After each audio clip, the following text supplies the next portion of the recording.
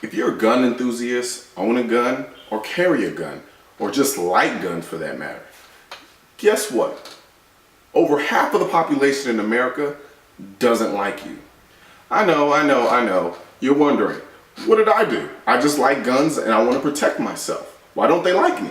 Well, you see, to that half of the population, you owning, carrying, or buying a gun tells them a couple of things about you. As far as they're concerned, you like to eat baby penguins. You shoot homeless people. You laughed at the end of Titanic. And you helped coordinate the attacks on 9/11.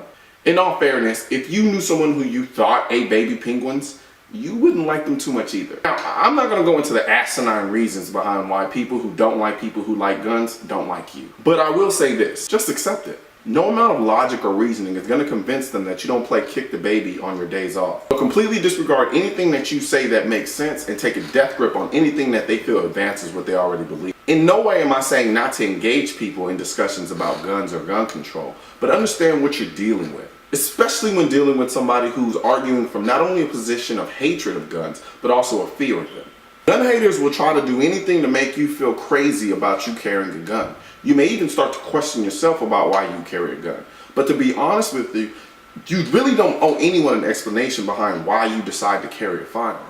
Honestly, it's utterly ridiculous when you think about it. Why do you need to explain why you own an instrument that can be used safely with relative ease, that can provide a way for you to feed yourself, a source of sporting entertainment, provide you a general understanding of physics and engineering, and also protect your life? It's easy to get angry and rage and flustered when you argue with a group of people or you have a discussion with a group of people who don't see your side.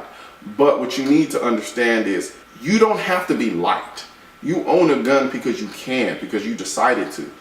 But it isn't exactly your right to be liked for doing it. True, they don't have the right to take away that right from you, but you don't necessarily have to be liked for it. Sure, defend your reasons. Explain if you want to why you decide to do what it is that you do, or decide to carry a gun for whatever reason you decide to carry it. But don't waste too much energy getting mad over the fact that these anti-gunners are basically telling you that you can't defend yourself. Look, I love talking about guns. I love educating people who aren't too versed in handguns about handguns. But let's be honest, if you're arguing or discussing with somebody who simply hates you because you have a firearm,